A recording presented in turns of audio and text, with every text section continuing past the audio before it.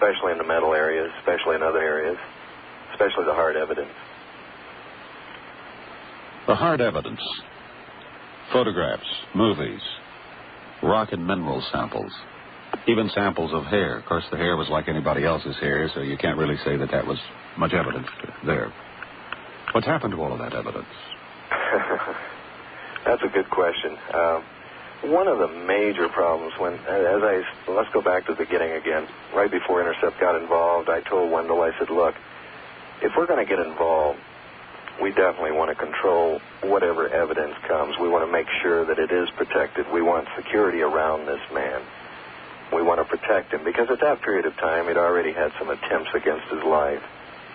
So, why had he had attempts on his life? Well, there were many and various reasons. There was one woman, Billy's never told us who she is, but he said later on she joined their group or became involved with their group. But she tried to shoot him. She felt that he was part of a satanic situation that was developing around the Antichrist. She thought he might be one of the Antichrist because of the seven sisters, the Palladian contact. Somewhere in the Bible it mentions, I think, that the Antichrist movement would begin in a connection with seven. And a lot of people thought for many years it might be the seven hills of Rome, might be Catholicism. Well, seven is just permeating throughout the Bible. Totally, yes. It's built upon sevens. Yes. In a very majestic, mathematical way. But going back to your earlier question, we did our damnedest to provide security on this, but we ran into a major problem when it came to the scientists. We lost several inner negatives, because we had to ship them off to scientists. We couldn't get people to come into Phoenix and analyze the material. So eventually we had to begin to trust various scientists. And of course we made some bad choices in the beginning, some bad picks. And also there seems to be some form of an obsessive energy or quality that develops when it comes to the Palladian case. People that get information, that receive information, all of a sudden feel that they don't want to part with it any longer. They don't want to return it to the original owner. Billy ran through this before we ever got to him. He had lost hundreds of photographs. Souvenirs, as it were. Pardon me? Souvenirs of some sort. Oh, yes. It's like a friend once told me who was in the gold dredging business down in South America. He said, you can take the most honest dredge people that work on these dredges. I mean, they wouldn't steal anything, but yet when it comes to that river and those gold nuggets start coming up through that suction hose, they see one, they like it, and they stick it in their pocket. And to them, it's not stealing. And I think that analogy held true for this case as well. They didn't feel they were stealing anything. They felt it was in better hands, quote unquote. So we ran into problems there. And when we did, we started losing material. We lost metal fragments. We lost negatives. We lost a lot of things.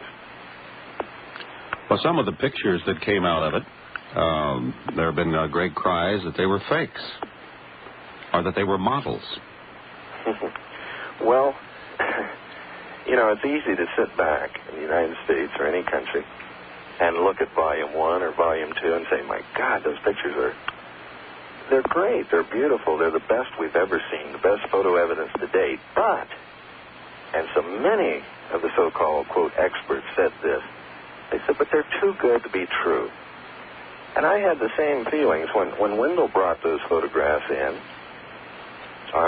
When Lou Zenstock brought the first Meier photographs in to his house down in Tucson.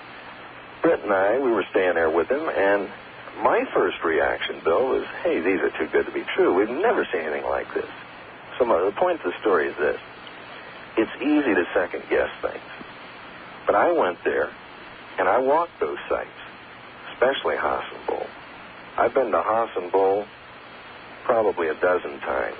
And every time I've been there, the wind is blowing fiercely there. It's always cold. It's windswept. And how a man, or anybody, especially a one-armed man, could hang a model there is beyond me. I just rule that out. It was totally impossible. Then when you see the beam ship movie footage,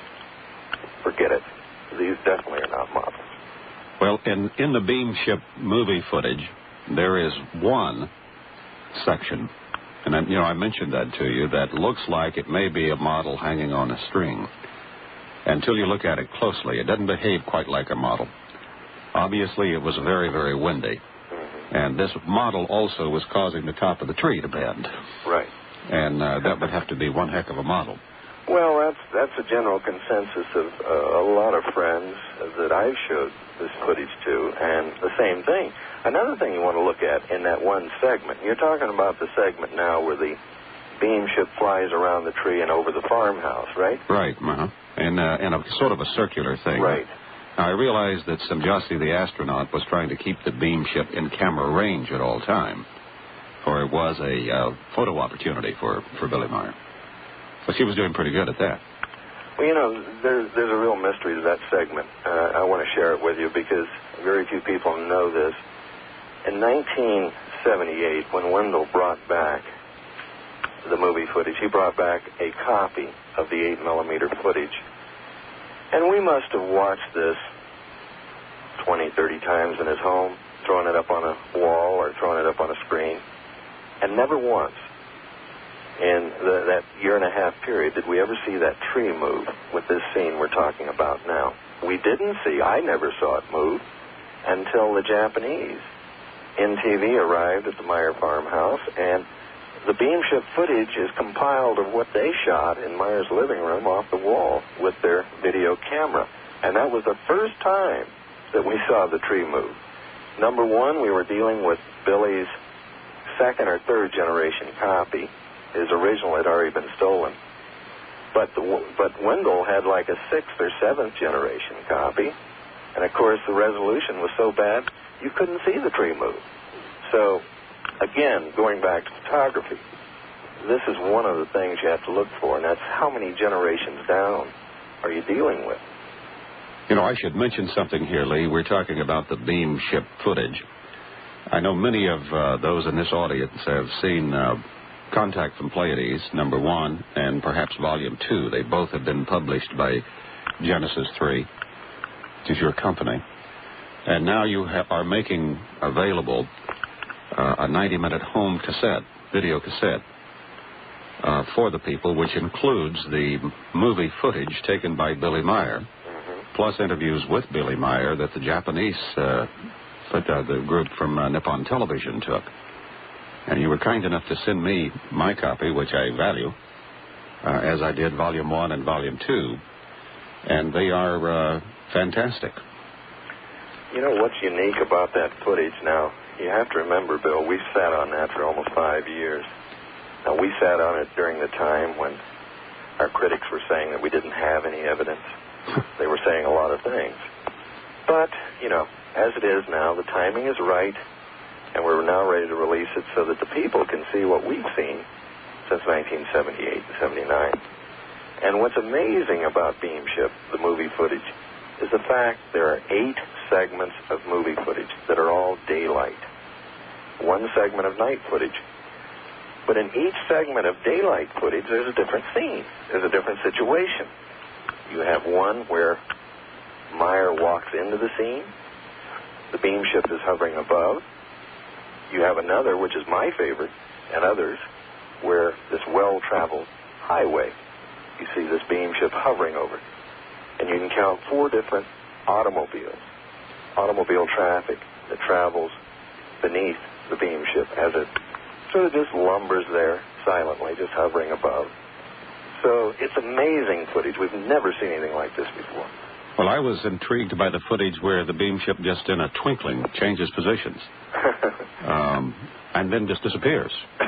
Which so is the Japanese. Which is a part of the technology of the ship, as has been explained to us by Wendell. And I think you went in that with us one night. We also had an explanation given to us by Edwin Slade, who spent some time with Smith Rudy here about 6 weeks ago when he was with us. And there you can see in these tapes that actually happened. So you're making it available for home video consumption, VHS or Beta, huh? Yes, we are. It's the only UFO